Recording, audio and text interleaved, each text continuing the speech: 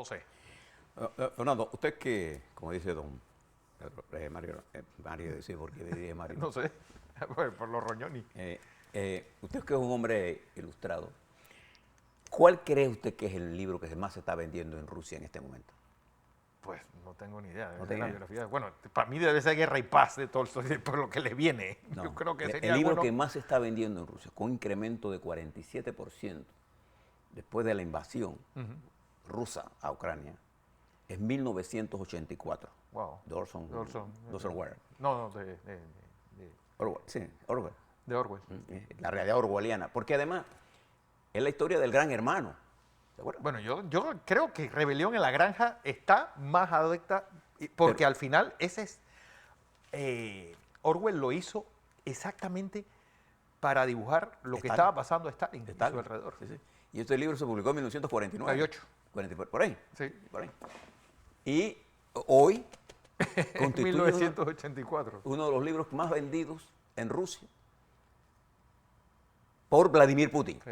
La gente ve el símil, vamos a ponerlo así, de este escenario que creó, esa realidad orwelliana, Las distopías, más que nada. distópica, así que creó Putin. Stalin, porque en esa época, ahora la gente se ve reflejada en lo de el señor Putin, que incluso llega a decir ayer que la situación en las 4 regiones que él dice que son de Rusia es extremadamente complicada. ¿Sabe por qué? Porque no las controla. Dice este libro. Bien, Se le además llama porque El mundo usted que es feliz un de hombre, Huxley. usted que es un hombre, fíjese la sabiduría. Y este libro fue, la gente lo asocia a que era una crítica al estalinismo. porque además Orwell siempre fue un Bueno, crítico. él fue convencido comunista a España durante la Guerra Civil y hace su primer libro, que es El homenaje a Cataluña, donde se totalmente ve la presión que había sobre de las figuras estalinistas ahí y la masacre que hicieron con anarquistas, y vuelve convencido de que esta gente era la que no tenía que manejar el mundo. Sí. Fíjese, le traía esto porque en el mundo estamos viviendo situaciones complicadas. Y en Panamá, nosotros los panameños hemos vivido situaciones complicadas. Usted quiere algo más complicado que lo que pasó aquel 20 de diciembre de 1989. ¿Y por qué llegamos ahí? ¿Y por qué llegamos allí? ¿Y qué cálculos equivocados se hicieron? No voy a hacer un análisis pormenorizado de los actores, ¿no? Ni tampoco estoy de acuerdo que estén echándole la culpa a las hijas del general Noriega. Los padres son responsables de sus propias actuaciones. Los hijos no escogen a sus padres, escogen a sus amigos. Y tenemos que aprender a separar las cosas bien. Pero ahí se cometieron errores estratégicos. Deben recordar ustedes los gestos que se dieron a finales del 88, cuando se preparó el primer plan para la salida de Noriega, que fue firmado el acuerdo por el doctor Arnulfo Arias Madrid y Ricardo Arias Escalón. Le doy 2 nombres. Finales del 87, porque en finales del 88 no, 87, Arnulfo estaba muerto. 87, 88, por ahí en enero. Y el doctor Arias Que puso- reconocía a Eric Arturo del Valle para poder buscar una... el doctor Arias reconocía la negociación como una salida, porque el precio sería muy caro. Mira qué Y posteriormente se amarra otra negociación con Rómulo Escobar Betancourt, que esencialmente era la misma. ¿Cuál era la negociación?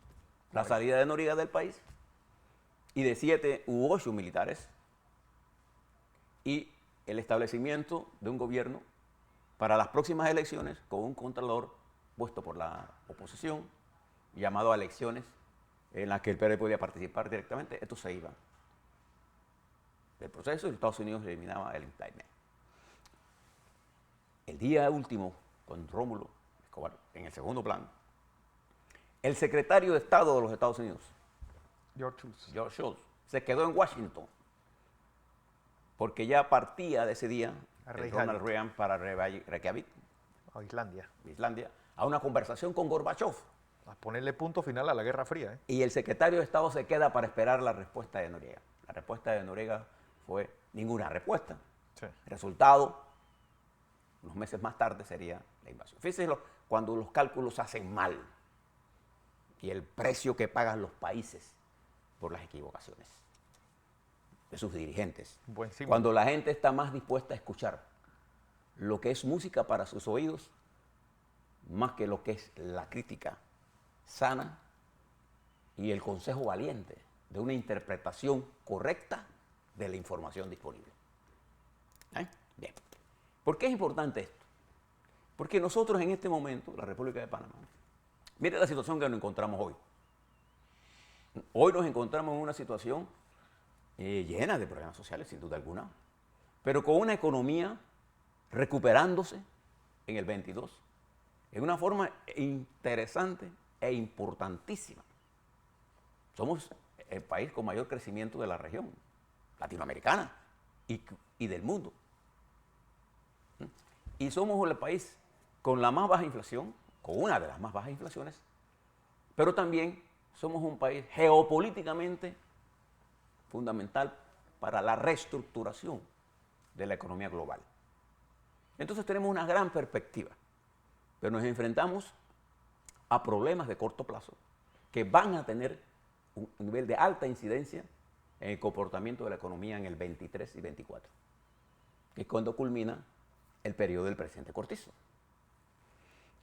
Todo esto y todas estas preocupaciones me hicieron ayer tener una conversación con el expresidente Martinelli exclusivamente sobre temas económicos. ¿Y por qué? Porque él conoce de economía, además es uno de nuestros grandes empresarios de este país. Y no fuimos a discutir problemas políticos, electorales, no. Para preguntarle cómo miraba esto y qué pasos debía dar Panamá. Y la primera pregunta que él me hizo a mí, bueno, los resultados de las negociaciones podrían decirse que son buenos o son malos. Dice, yo le digo, ¿son buenos?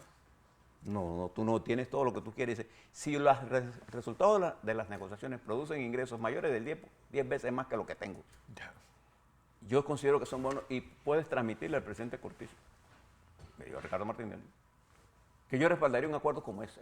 El problema no es ese. El problema es que el presidente Cortizo debe preguntarse, decía Ricardo Martinelli, ¿cómo lo verán a él después del proceso, después que deje la presidencia?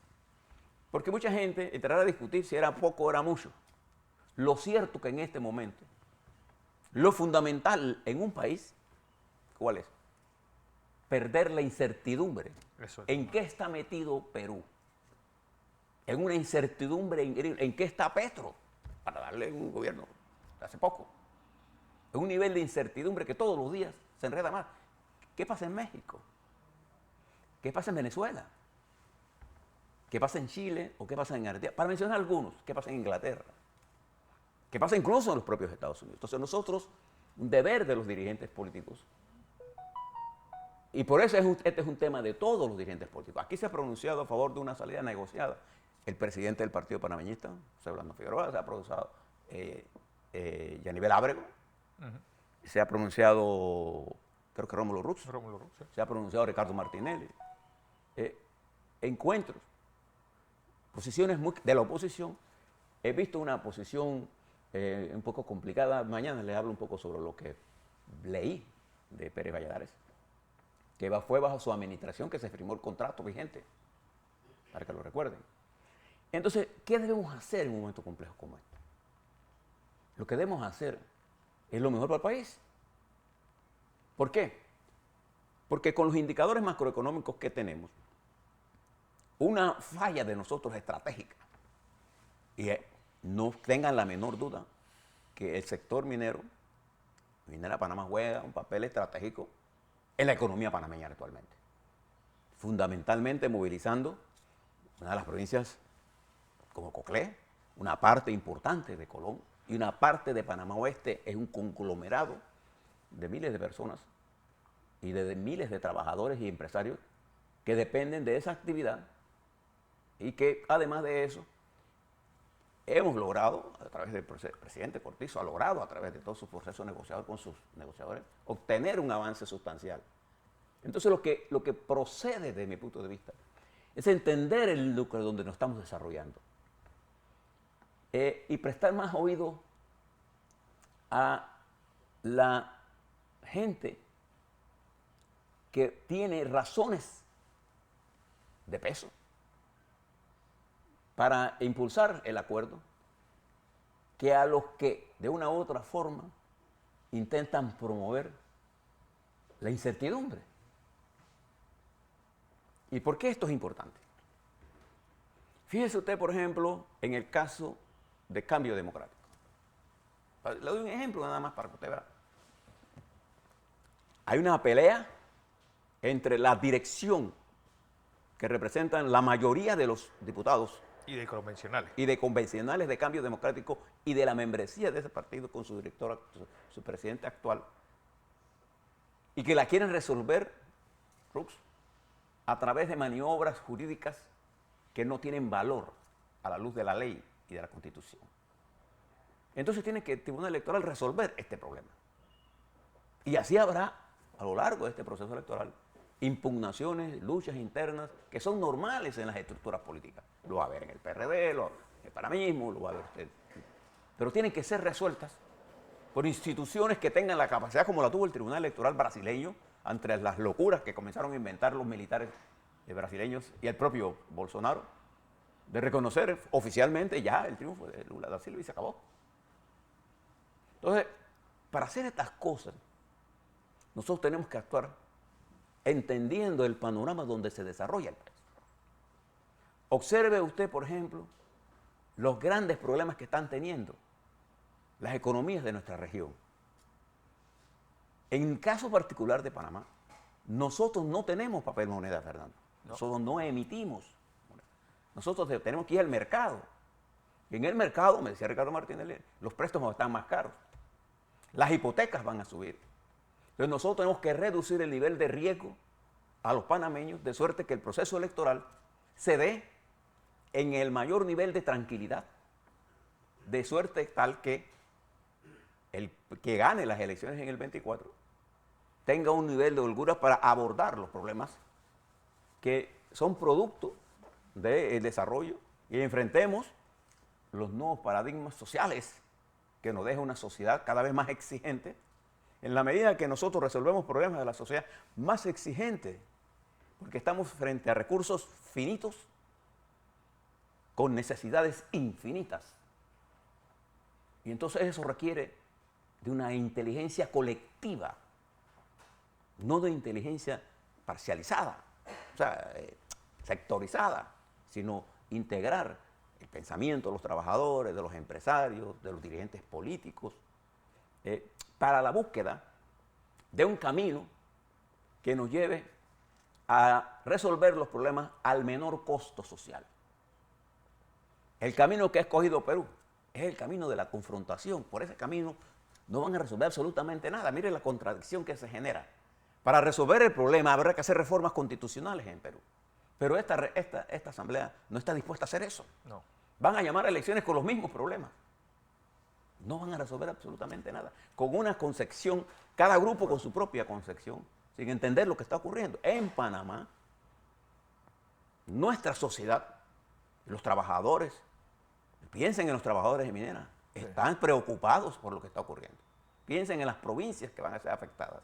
Pensemos en la realidad nacional y que el traspaso de mando al 24 se dé bajo el desarrollo de un gobierno del presidente Cortizo que cumpla la mayor cantidad de objetivos económicos y sociales posible, de suerte tal que no nos agarre esto, comenzando un año nuevo en medio de turbulencias, con una política caracterizada en general por el uso de la justicia como instrumento político, como el uso de las comunicaciones sociales con falsedades asombrosas o con trivialidades alejadas de la realidad compleja que tenemos que bregar, para las cuales necesitamos un determinado nivel de consenso, empujar en la dirección correcta.